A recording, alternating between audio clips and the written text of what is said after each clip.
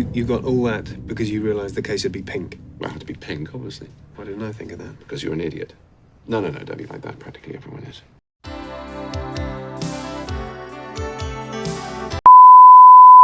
Despite Sherlock Holmes being condescending, or Sheldon Cooper being socially inept, or maybe Jake Peralta being loud and annoying, why do we like these characters? How do we look past their vices? And where does Mirza Ghalib come into this video essay? ये मसाइले तसव्वुफ ये तेरा बयान Ghalib Ghalib belonged to an aristocratic family, but what put him in a unique position was that not only did he see the fall of the emperor, but he also saw the loss of his familial wealth. Throughout his life, Ghalib would simply chase the pension that he thought he deserved, and he would long to be the court poet. But as I mentioned in the first episode, Bahadur Shah Zafar's preceptor at the time was Zauq, and he was extremely fond of him. So the position that Ghalib wanted was already taken. Ghalib was also extremely proud of the fact that he knew Persian very well. In fact, a very significant amount of his ghazals are written in Persian. However, today we remember him mostly through his Urdu ghazals. Further, although we do remember him through his Urdu ghazals, he was also really good at writing prose. In a way, he even laid down the foundations for prose in Urdu literature. Until then, letter writing in Urdu was mainly ornamental. But when Ghalib started writing, it was almost as the letters spoke for themselves. They spoke to the reader, and it was almost as though a conversation was continued through the pen. Also, his sense of humor was really good, and so that came across in these letters that made him extremely interesting to read and chronicled the change in times, the fall of the emperor, the loss of certain bazaars and streets that were earlier socio-cultural hubs. In fact, several critiques cite these letters as equally valuable to Ghalib's poetry. While other writers were writing romantic poems or eulogies, Ghalib was writing about a range of topics such as romance or philosophy or just praises for himself. But I think this range of poetry, this range of emotions that he covers,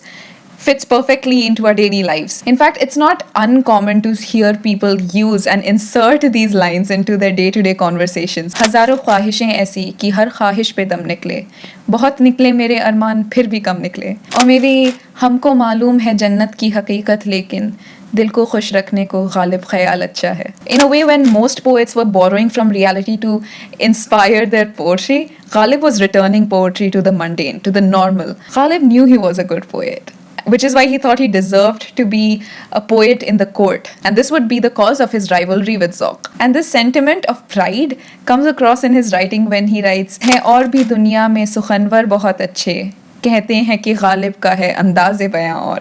Now, while it was all right for me to say that he's one of the greatest poets of all time, it's odd to hear someone say that about themselves, especially making it public like that through a sher. We as a society discourage such sort of a pride. It seems arrogant. But then why do we like him? Why do we look back at his shers and romanticize this personality of him that's reflected in his poetry? Ghalib drank a lot. He gambled a lot, and because of which he lost a lot of his money. But why do we find him this interesting? Why do we find his personality such a significant contributor to his poetry? I think there's something curious about this last idea, the fact that we like these imperfections. And this is the case with Sheldon Cooper, Sherlock Holmes, Jake Peralta. We like that they're imperfect. While we want to look up to them, we also want them to be a little worse than us. We want to see an inner conflict versus the outer societal self, because we see ourselves through them. When we see Ghalib and these figures, and we see Ghalib's poetry reflect these imperfections, it's nice to sometimes look at it and think, I can be like that too.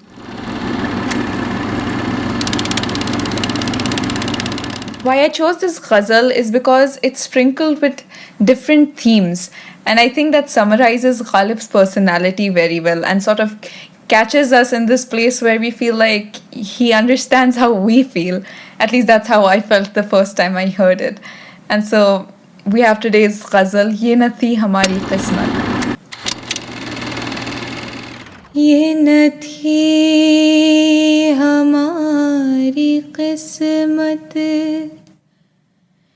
के विसाल यार होता, ये न थी हमारी किस्मत। कि विसाल यार होता अगर और जीते रहते यही इंतजार होता ये न थी हमारी किस्मत। तेरे वादे पर जिए हम तो ये जान छूट जाना। तेरे वादे पर जिए हम तो ये जान छूट जाना कि खुशी से मर न जाते अगर एतबार होता कि खुशी से मर न जाते अगर एतबार होता ये न थी हमारी किस्मत। ये कहाँ की दोस्ती है कि बने हैं दोस्त ना से। ये कहाँ की दोस्ती है कि बने हैं दोस्त ना से। कोई चारा साज होता कोई गम गुसार होता कोई चारा साज होता कोई गम गुसार होता ये न थी हमारी किस्मत। ये मसाइले तसव्वुफ ये तेरा बयान गालिब। ये मसाइले तसव्वुफ ये तेरा बयान गालिब।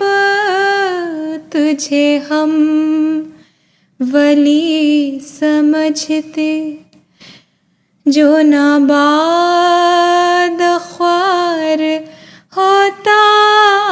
तुझे हम वली समझते जो नाबाद ख्वार होता ये न थी हमारी किस्मत।